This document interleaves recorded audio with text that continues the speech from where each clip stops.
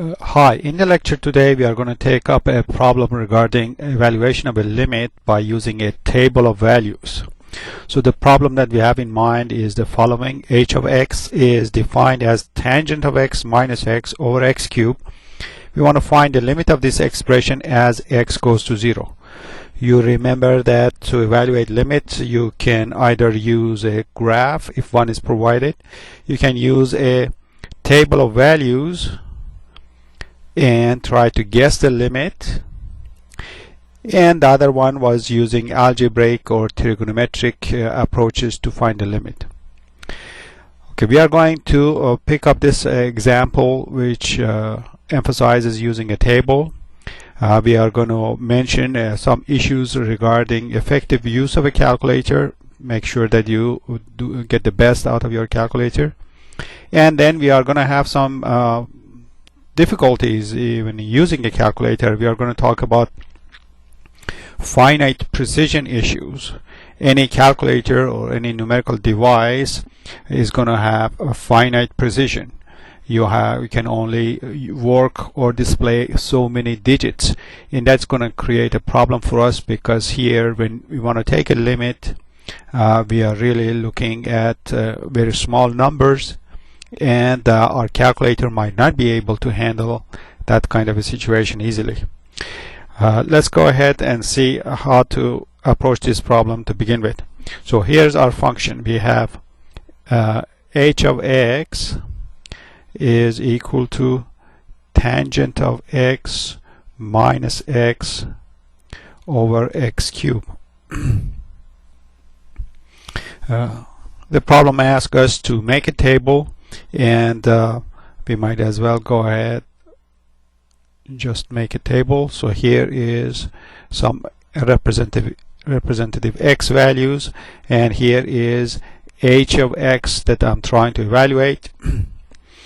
We might as well just stay to the positive numbers, and we are approaching 0 as we are taking the limit. Some of the numbers you might use here are, for example, you can start at say 1 far away. You could come close. Next step, perhaps you want to take 0.5. The next one you might like to take 0.1, and then a next step 0.05, 0.01, 0.005, and so on.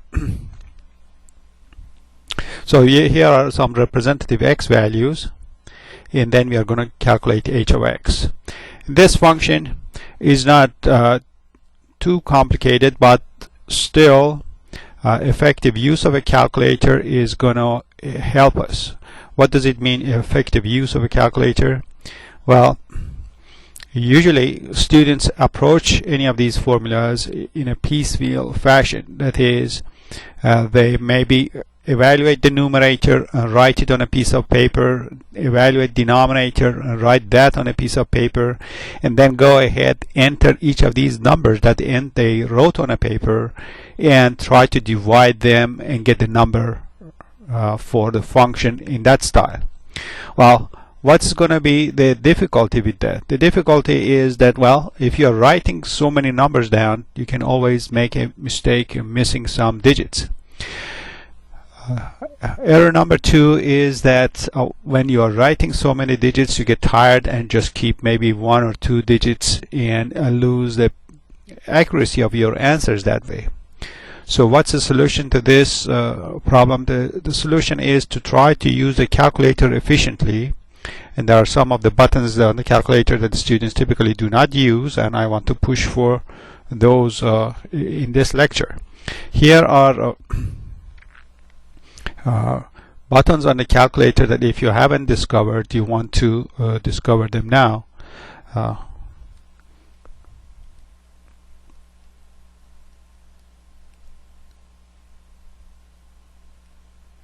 Important functions are the buttons.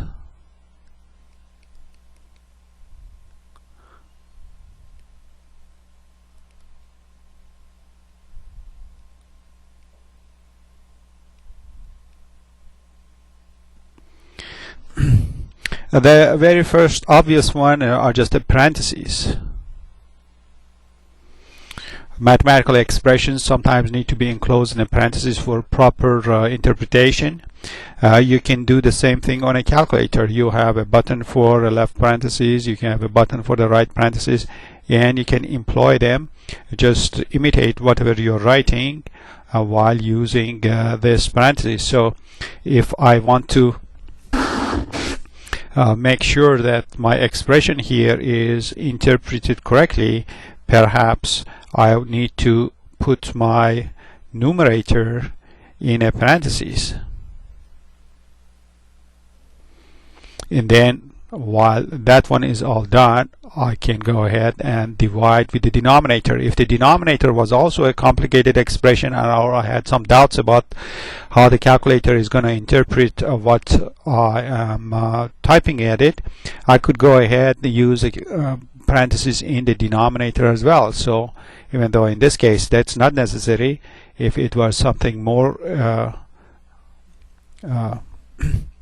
more involved, for example, there was say sign of x in the denominator next to this or whatever, I could put that in a parenthesis as well.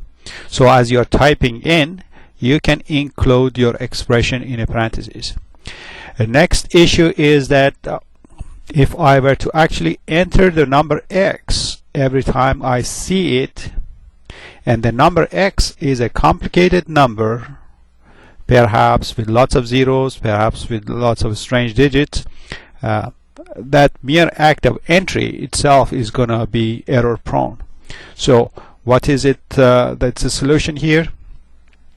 A typical calculator has a storage button. So you have this button which might be named differently on your calculator. It might be called memory or data or something like that. You have to read the manual of your calculator to figure out which button is this button. So this is either storage or memory, excuse me.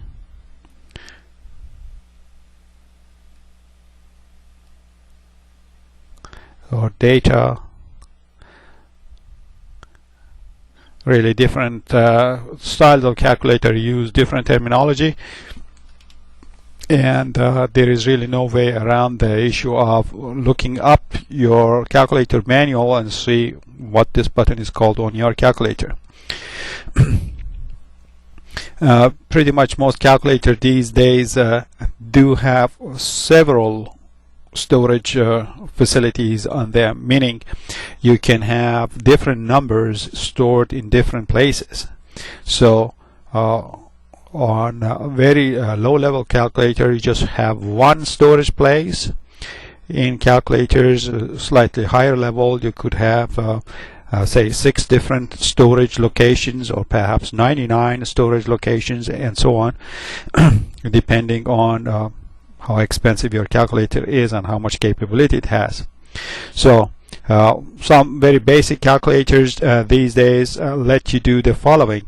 You can, for example, enter a number. Suppose you have a complicated number like 0.1234567 and you don't want to type this thing over and over again. After you type it once, you either press storage, and that's already going to be in the memory of your calculator, or if your calculator has actually several storage locations, excuse me, you might want to specify at which location to store this thing. So typically your calculator has might have, say, locations A, B, C, D, E, F, these 6 different locations, in which case you go and after you press the storage, you can go ahead and press that letter. So again, it all depends on your make and model. It could be the very basic calculator, just has this button, you press it, and then that already contains your number in a memory location. A more advanced calculator could allow you a large number of storage locations, and somehow you have to label this as to which one of those location it's going to occupy, in which case you need 2 buttons to press to get your numbers stored. Okay, let's assume that you figured out how to store a number on your calculator. How would you get it out of your calculator? Suppose you want to do something with it and you are in the middle of some other calculation, and for some reason you need to come back to that particular number. So in this case, you have a single button on your calculator that almost universally called RCL. I assume it means recall. So this is probably a recall calculator.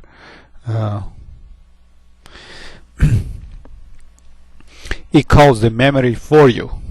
If you have just one memory location, that one automatically recalls it. If there are several memory locations, then you have to specify which one of those locations you want to take out again.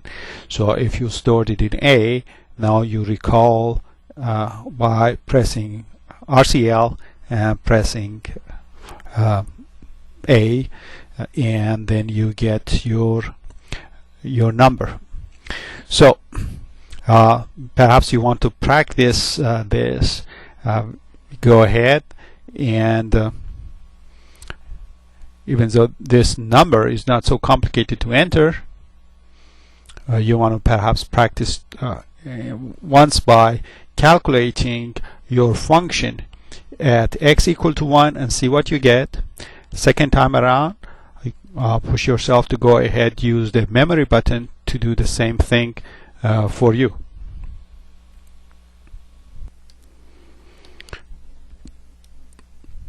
Okay, let me go to the next page and start doing these calculations, and then we are going to make this table again on that page. So here's our function. H of x is equal to tangent of x minus x over x cubed. Question is, how do I use my calculator to calculate say h of 1? That was the very first number in our table. I have to calculate tangent of 1 minus 1 over just 1 cube. Now that is innocent enough, but as soon as you start using your calculator, it becomes an issue. Which buttons do I press and which order, and so on and so forth. So I go ahead and explain it based on some of the common calculators that are in use, and then you try to see if yours matches that. If not, you come and talk to me about it. First issue that we have to handle here is that we don't want to do the following, which is go ahead, calculate tangent of 1 on your calculator.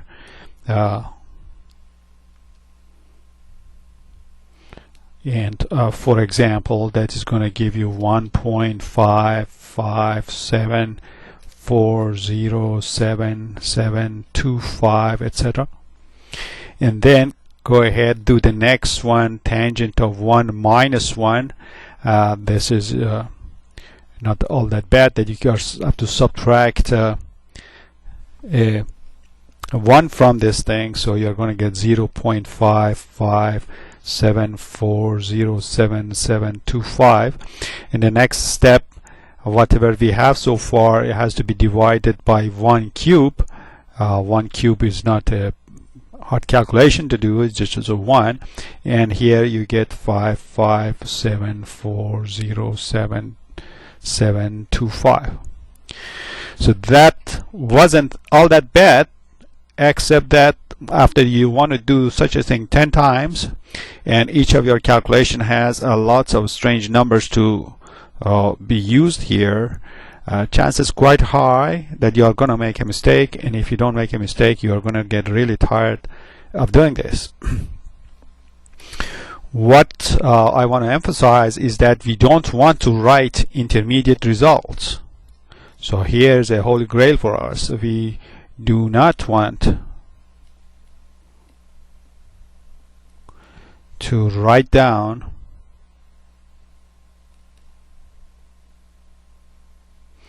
intermediate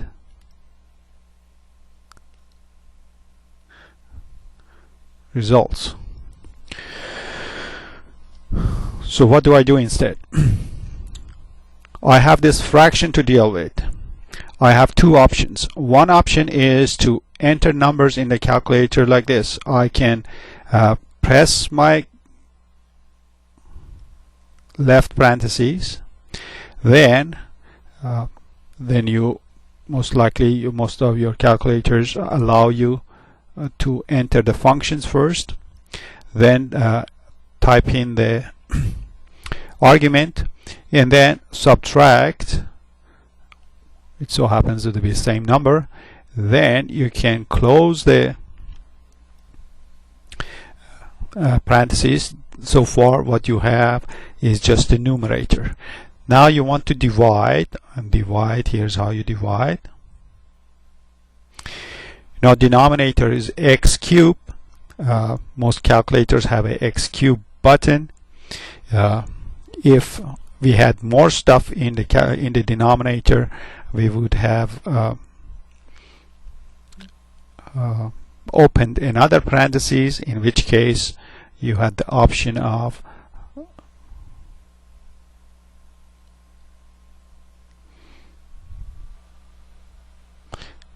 opening a parenthesis. Then you want to write your x cubed. X cubed in this case is 1, and then you want to cube this thing. You typically have the cube button, so here is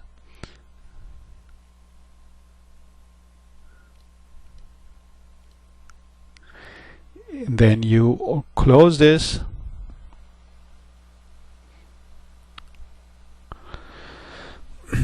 So that portion is going to be these parentheses are optional in this case. Now, after you are done with all of these things, all of this calculation, you need to press the enter or equal sign for the calculator to know that you're all done and you want to get the answer. Okay, perhaps you want to practice this sequence a few times to make sure that you understood how to do this thing. Okay, so we are still not using the memory button. We are using the calculator straightforward with inputting our x value every time we need it, and it's just that we are stringing everything along one line to get the answer. So you really need to translate this thing in your head to a sequence of actions on your calculator that will imitate this function fully, and all that is left for you to do is to type in your x. So here's where your x is calculated or entered. Once, twice, 3 times you have to enter that particular number.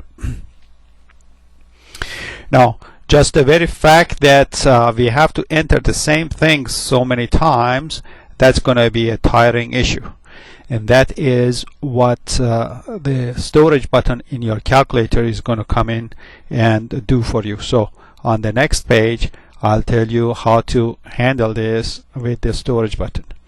So we go ahead. Suppose again we have let me remind ourselves that our function was h was a tangent of x minus x over x cubed. Let's for the sake of discussion say that we want to evaluate this function at x is equal to 0.5. So question is find h if x is 0.5 using the memory feature of the calculator.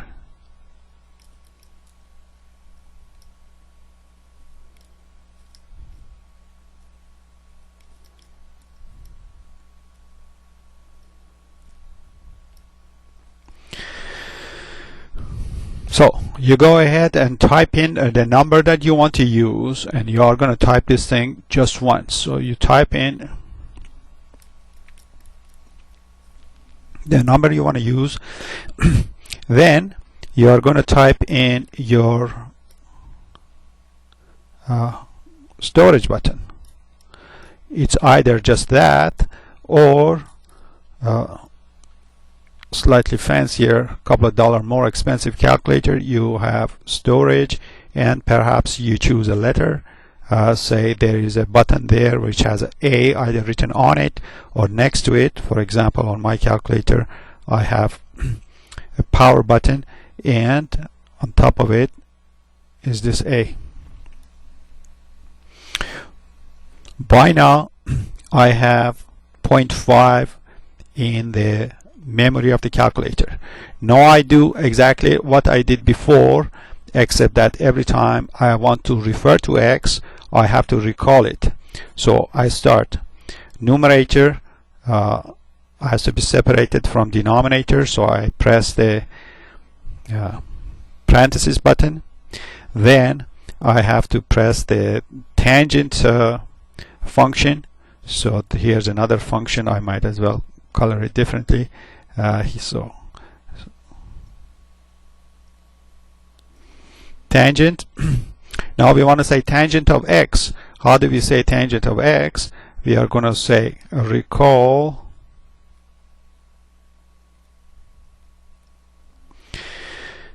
if your calculator is of this type. Recall by itself is going to do it. If it is of this type, then you have to say recall that particular memory. So it says recall, say A. Then we go on. We have say we have to subtract, so we have a subtraction button. Next we are calculating just X by itself. To do that, we have to go through this dance again. We have to calculate that recall A. Okay, by now we are here. Numerator is all done. I better close my parentheses.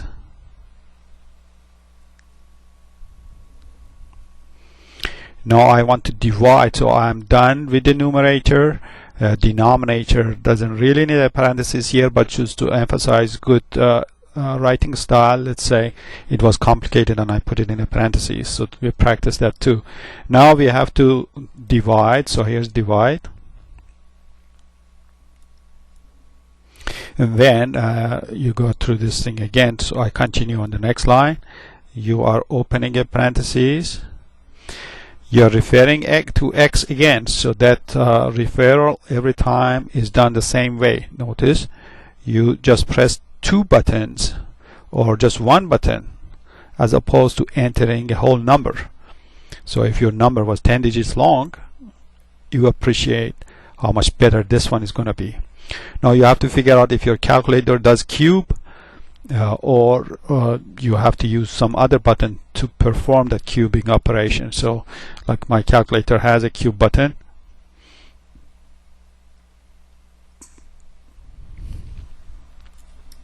Now I'm all done with the denominator. Then all that is left to do is what is this in quantity is supposed to be equal to.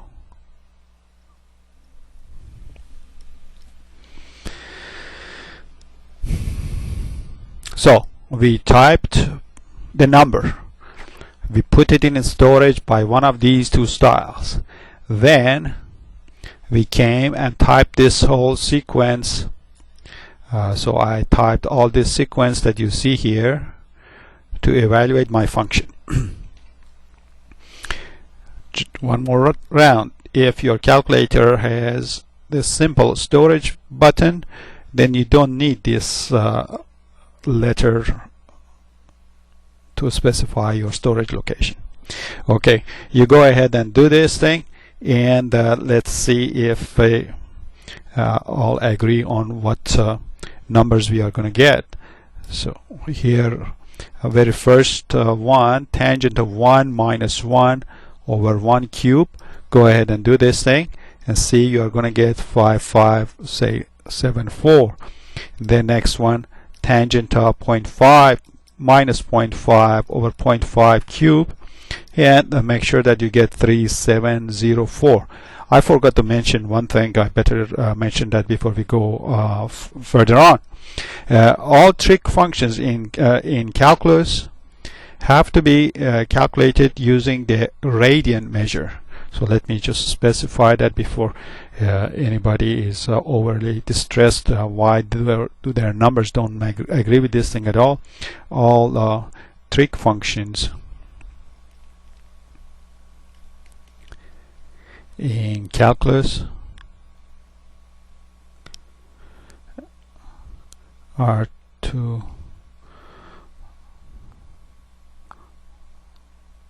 use radian measure. Okay, so that's opening another can of worm here, but on your calculator there is always a button called DRG.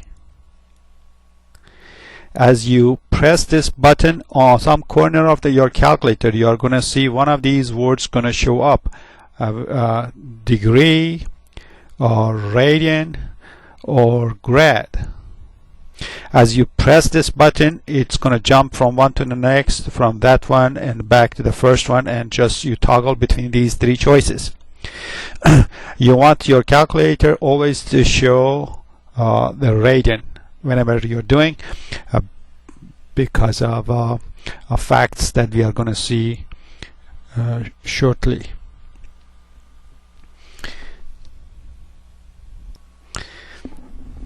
Okay, let me continue with some other numbers that we are to evaluate for this function. Tangent of 0.1 minus 0.1 or 0.1 cubed. Okay, each one of these things you practice and improve your speed on how fast you can enter items on the calculator, and essentially show your comprehension of the formula that you see here. Next one that you are supposed to do is 0.05. So we are making a table of these type of numbers. They are numbers that are approaching 0, and here we get 0.33366. We see some pattern emerging here. 3 showed up, now there are 2 of them, now there are 3 of them. Let's see if this pattern holds. We go one more round. We have tangent of 0.1 minus 0.01 over 0.01 cube, and there we get the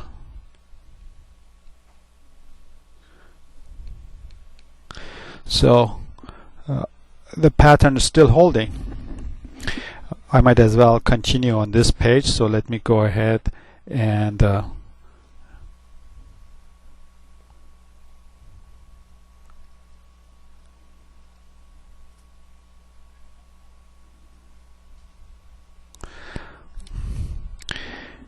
next we have tangent of, what's that, 0.005 minus 005 over 005 cubed.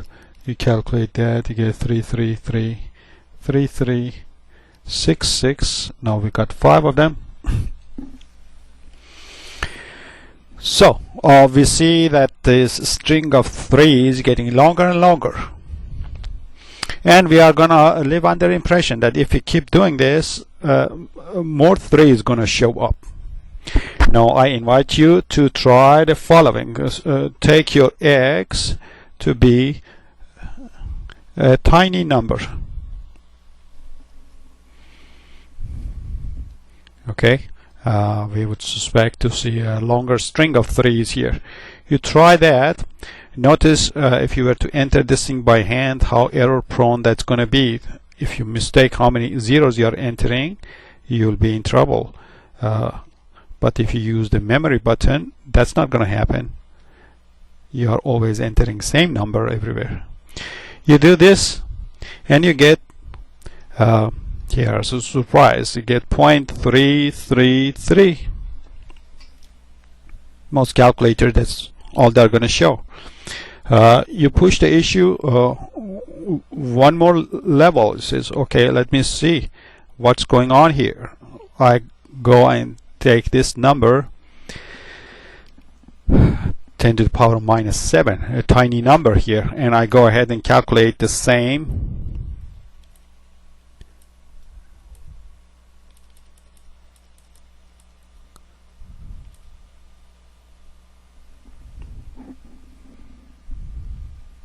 Okay, so 1 over a million, and then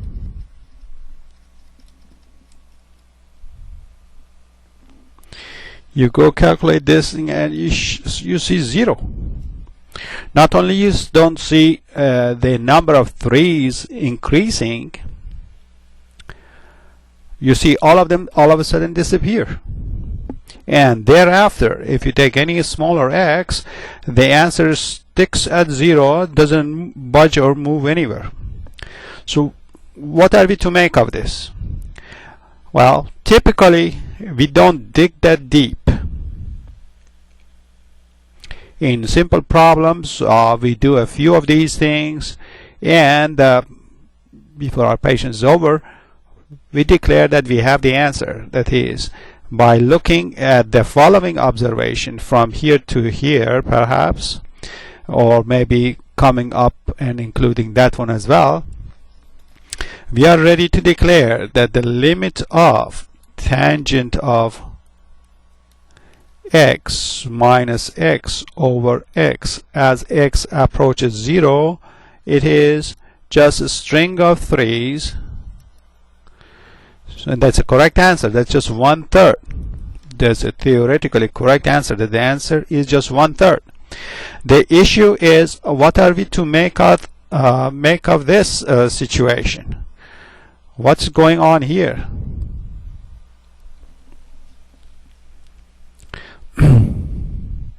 That kind of a situation can show up in our evaluations of more complicated problems, perhaps, or even here, and it could throw us off. Perhaps we are going to go declare the root, the limit to be 0. Perhaps we are going to declare the root is exact 0.333 and no more of that.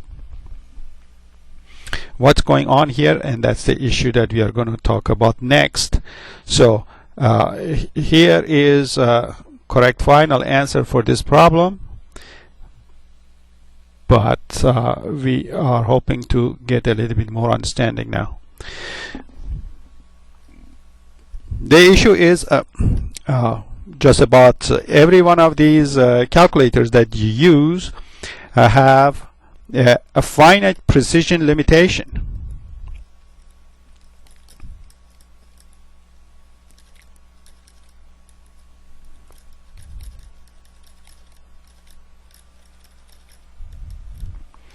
Okay, this limitation, I better use the word shortcoming perhaps instead of limitation, so that you don't think that I'm talking about limits here.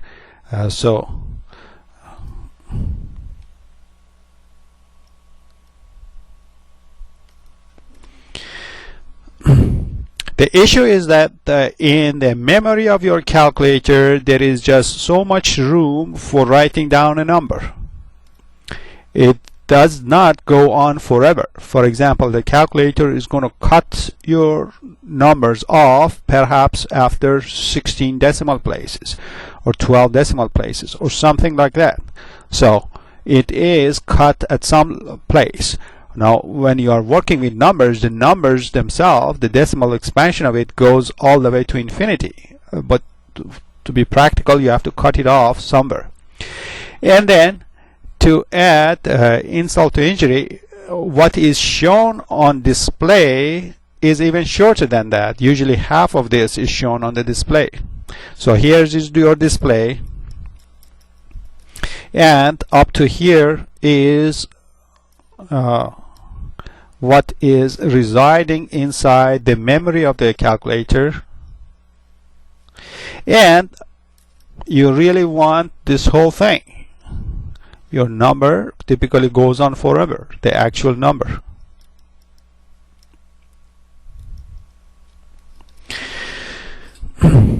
Now let's see what happens if you are dealing with say tangent of x minus x over x cubed. This is the piece that you perform first in your numerator. Suppose tangent of x, the true value of it that you calculate, can start from here, and you have a bunch of digits. They all go all the way from the first one to the last one to infinity. They are all there. And then you write the x also. X itself could have infinitely many digits. Now it could happen that both of these share the same set of digits from here to here.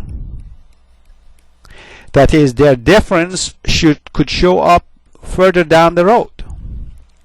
If that is the case, when you do the subtraction, as soon as the difference is the same up to the location that is kept in the memory, the calculator, when it subtracts them, is going to declare the result to be 0. Even though they are different from each other down here, but calculator does not see these numbers. It just sees the answer all the way up to here. It performs the subtraction and declares the numerator to be 0. And then you go ahead and divide by denominator, but since the numerator was 0, that's not going to make a dent, and you get your answer to be 0. Those kind of problems do occur in calculations, and engineers have to always watch out for them. Subtractions are always a dangerous operation to be performed, exactly for this reason. When the two numbers come very close to each other, the result of subtraction causes a loss of significant digits. The issue is important enough that has a name for itself. It is called catastrophic cancellation.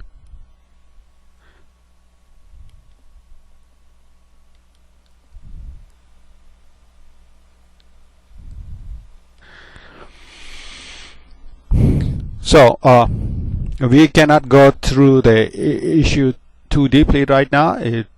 Perhaps something that you are going to encounter in a year or two in more advanced math classes, where these type of issues are going to be discussed, or perhaps in your computer class you are going to see more of this. We have to always keep in mind that when we use a calculator, what is coming out of the calculator is not necessarily indication of a correct answer. It could be more indication of the limitation of the calculator than anything else.